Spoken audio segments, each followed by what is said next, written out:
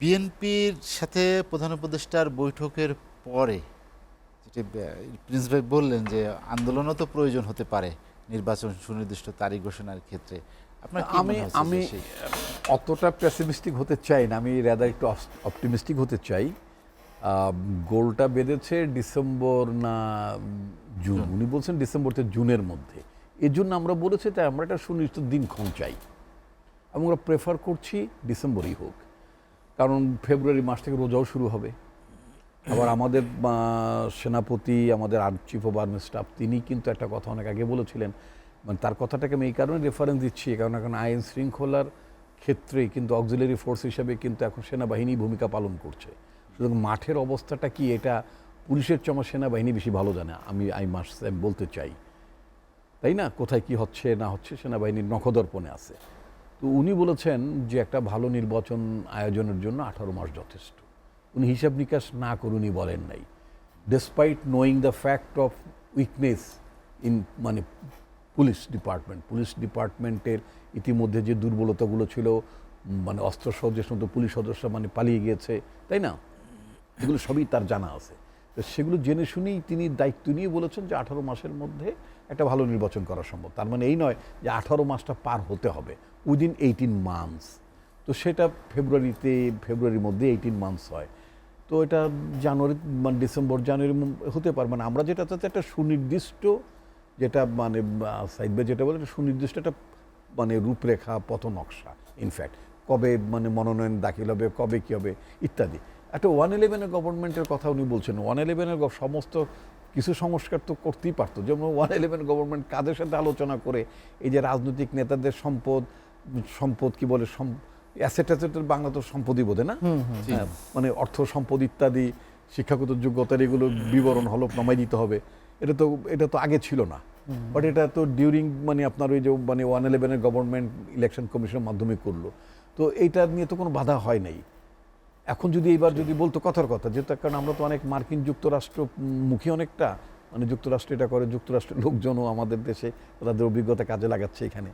এখন ধরুন যদি মনে করেন যদি একটা প্রস্তাব এভাবে হতো, পলিটিক্যাল পার্টির নমিনেশনের প্রসিডিউর, যেমন আমরা কক্ষ বলছি, উচ্চ কক্ষ নিম্ন কক্ষ বলছি না, দুই কক্ষে নির্বাচন হবে। দুই কক্ষের মধ্যে এক কক্ষ সরাসরি নির্বাচন হবে, আরেক কক্ষ হবে আপনার মানে প্রপোর্শনাল রিপ্রেজেন্টেশনের মধ্য দিয়ে। আচ্ছা, যদিও আমি ব্যক্তিগতভাবে আমি গণতন্ত্রে বিশ্বাস করি, আমার দলের মধ্যে গণতান্ত্রিক চর্চাও আছে, আমি ব্যক্তিগতভাবে দ্বিকক্ষ বিষয়টা বাংলাদেশের ক্ষেত্রে প্রযোজ্য বলে মনে করি না, এটা আমার ভিন্ন মত। কিন্তু পার্টির সিদ্ধান্তের প্রতি আমি 100% রেসপেক্টফুল, এতে আবার কোনো সন্দেহ নেই। এখন ধরুন যখন প্রশ্ন উঠলো যে দুইটা কক্ষ হবে, তো নির্বাচনের মনোনয়নের একটা প্রাইমারি ইলেকশন হতে পারতো, লাইক আমেরিকা হতে পারত। এই ধরনের কোনো সুনির্দিষ্ট সংস্কারের প্রস্তাব আছে নাকি? এখন যদি ইলেকশন কমিশনের তরফ থেকে বা সরকারের তরফ থেকে বলা হতো যে পলিটিক্যাল পার্টি যেই পদ্ধতিতে প্রক্রিয়া মনোনয়ন দেয়, এই পদ্ধতি প্রক্রিয়া মনোনয়ন দিলে মনোনয়নের আগে মানে খুনোখুনি হয়, মারামারি হয়, কারণ যেই দলটা ক্ষমতায় যাওয়ার সম্ভাবনা খুব বেশি থাকে, সেখানে অনেকে মনে করেন মনোনয়ন না পেলে ওদের রাজ্যহারা হয়ে গেলাম বা ভাগ্যহারা হয়ে গেলাম নাকি। তো ফলে যে কোনোভাবে মনোনয়ন পেতে হবে, অনুসারী রাখতে হবে, একজন আরেকজনের বিরুদ্ধে মেলাইন করতে হবে।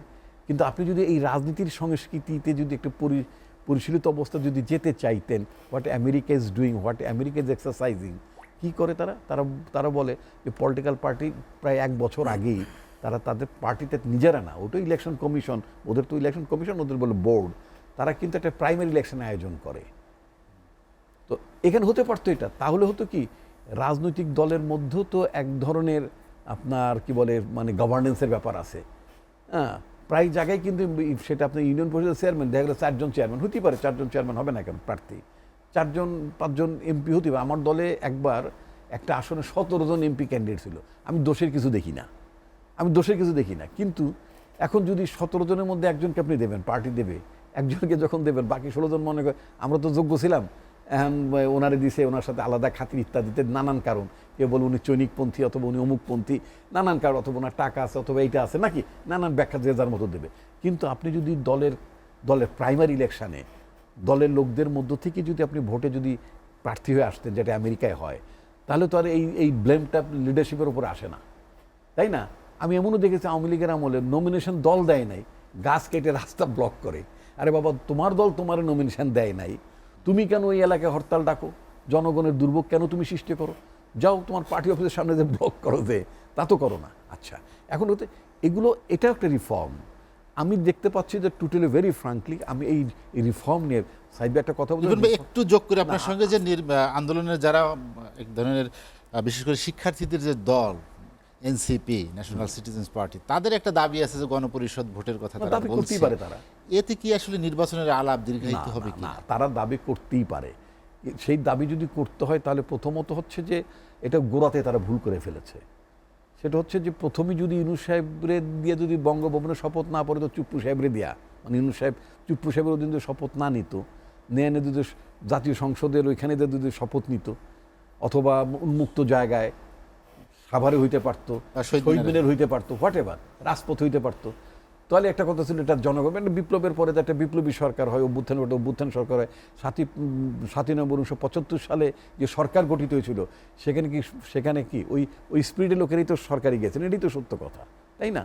তা আমি আপনার যে কথাটা আপনি মানে আপনার বলতে চাচ্ছিলাম যে পলিটিক্যাল পার্টিগুলোর সামনে এমন কতগুলো ইয়েস-নো এমসিকিউ নিয়ে আসছে যে এইগুলো আসলে মানে আপনি যদি বলেন যে ভেজালটা বাঁধবে কোথায়, ভেজালটা বাঁধবে যেমন একটা খুব সুকৌশলে বিএনপির বিরুদ্ধে একটা মেলাইন করার মতো একটা প্রোপাগান্ডা হচ্ছে। বিএনপি সংস্কার মানে না, এখন কথা বলতেছে 4টে প্রদেশ হবে। আমি তো 4টে প্রদেশ মানি না, আমার তো দেশের 4টে প্রদেশের দরকার নাই, 4টে প্রাদেশিক সরকার দরকার নেই, 4টে প্রাদেশিক পরিষদ আমি মানি না, তো 4টে প্রাদেশিক গভর্নর হবে সেটা আমি মানি না, আমলাতন্ত্রের বাহুল্য আমি মানি না।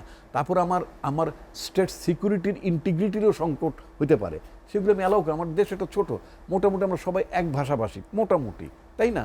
এত হারমোনি আমার তো দরকার নাই।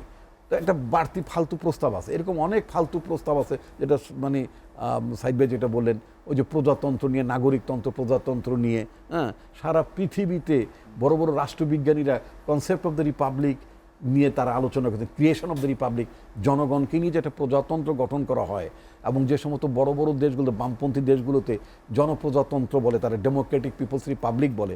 কোনো জায়গায় শুধু চায়নার মতন দেশে তারা বলে পিপলস রিপাবলিক অফ চায়না। আমাদের দেশ 72 সালে ওই কনসেপ্ট অ্যাডপ্ট করছে, বলছে যে people's republic of Bangladesh. India কিন্তু বলছে রিপাবলিক অফ ইন্ডিয়া, কিন্তু বাংলাদেশ নিয়েছে, নামটা নিয়েছে পিপলস রিপাবলিক অফ বাংলাদেশ। এখন যদি আপনি মনে করেন রাষ্ট্রের গণতান্ত্রিক উত্তরণের দিকে যদি যেতে চান, কথার কথা যে আপনি আমার তো রাষ্ট্র গণতান্ত্রিক না, খুব ক্লিয়ারলি আমি বলতে চাই, দায়িত্ব নিয়ে বলতে চাই যে আমার রাষ্ট্র গণতান্ত্রিক না, এর মধ্যে অনেক আনডেমোক্রেটিক এলিমেন্টস রাষ্ট্র ব্যবস্থার মধ্যে আছে। তাহলে আপনি বড় জোর এটার মধ্যে লাগাইতে পারেন যে পিপলস ডেমোক্রেটিক রিপাবলিক অফ, ওই যে আছে না কিছু দেশ, এরকম আপনি করতে পারেন। কিন্তু দরকারটা কি, এগুলো চাইছে নাকি? কেউ তো চায় নাই। আপনার জন্য যেটা দরকার সেইটা করেন, সহজ করে দেন। জাস্টিস শাহাবুদ্দিন 9 বছর এরশাদের বিরুদ্ধে আমরা আন্দোলন করেছি, এবং justice Shahabuddin was not mentally prepared, because তাকে কেউ ধারণাও দেয় নাই যে আমাদের আন্দোলনের শেষ মুহূর্তে আপনাকে আমরা পিক করব, চাই নাই তাকে, মানে বলা হয় নাই তাকে। উনি হয়েছেন, এবং উনি একটা ইতিহাসের চমৎকার নির্বাচন ওই সমঠিত হয়েছে। ভালো নির্বাচন করার জন্য ইভেন 3 মাসও যথেষ্ট। আরেকটা কথা সাইদ ভাই যেটা উল্লেখ করেছেন, চার্টার, ইয়েস, অঙ্গীকারনামা। পলিটিক্যাল পার্টিসগুলো অফকোর্স 5ই অগস্টের একটা স্পিরিট আছে। 5ই আগস্ট কেন হলো? নির্বাচন ছিল না। শেখ হাসিনা যদি নির্বাচিত হতেন, ভোটের রায় মেনে নিতেন, উনি যদি পরাজিত হতেন, বিরোধী দল যদি আসতো, অর্থাৎ একটা ফাংশনাল ডেমোক্রেসি, একটা এফেক্টিভ ডেমোক্রেসি যদি এই দেশে ফাংশন করতো, তাহলে তো এই 5ই অগস্টের মতন ঘটনার প্রয়োজন হতো না, বা 15 অগস্টের প্রয়োজন হতো না, 7 নভেম্বরের প্রয়োজন হতো না। বিদেশে তো হয় না এগুলো, তাই না? তো এখন কথা হচ্ছে কি, যে আপনার অভাবটা হচ্ছে গণতন্ত্র, অভাবটা হচ্ছে আপনার গণতান্ত্রিক চর্চা। এই জিনিসগুলো যদি আপনি এনশিওর করেন, আর ওই যে আকাঙ্ক্ষার কথা যদি আমরা প্রবলেম সলভ হয়ে যাবে। কারো এজেন্ডা বাস্তবায়নে এই নির্বাচন নিয়ে অতিকথন হচ্ছে কিনা, সরকারের বিভিন্ন উপদেষ্টা বিভিন্ন সময় বিভিন্ন ধরনের কথা বলছেন নির্বাচন কেন্দ্রিক। এখানে কি সংস্কার, গণহত্যার বিচার, নির্বাচন, 3টি বিষয় কি এই কারণেই সামনে নিয়ে আসা হচ্ছে? না, এখানে একটা ভিন্ন ন্যারেটিভ আছে। কেউ মনে করেন যে নির্বাচন বিলম্বিত হলে আপনার মানে নতুন দল টল এদের কিছু সুবিধা হবে বা জামাতের সুবিধা হবে। যেই জিনিসটি তারা ধারণা করছেন বা মনে করছেন, ওটা আমার গত 2 দিন ধরে আমার মনে হচ্ছে নির্বাচন যত বেশি বিলম্বিত হবে তত বেশি আওয়ামী লীগের পুনর্বাসনের সুযোগ বাড়বে। 100% কারেক্ট। সুতরাং নির্বাচন বিলম্বিত করার মধ্য দিয়ে আওয়ামী লীগকে পুনর্বাসনের কোনো এজেন্ডা কারোর আছে কি না সেটা আমার মানে প্রশ্ন থাকলো আপনার এখানে। দ্বিতীয়ত আমি যে আরেকটি কথা আপনার বলতে চাই, দেখুন আওয়ামী লীগ নিয়ে আজকে একটা স্ট্যাটাস একজন নেতা, নতুন দলের একজন নেতা দিয়েছেন, আওয়ামী লীগের ব্যাপারে এখন সিদ্ধান্ত একটা না করছে কে না করেছে? সরকার তো আপনারই, এক্সকিউজ মি, সরকারে আপনাদের দুজন মানে ছাত্র, নামে বলে দেই যে হাসানাত আব্দুল্লাহ এনসিপি, তো সরকারে মানে তাদের প্রতিনিধি আছে, তো মানে মন্ত্রী পরিষদে অর্থাৎ উপদেষ্টা পরিষদে প্রস্তাব উঠান না কেন আওয়ামী লীগ বাতিলের?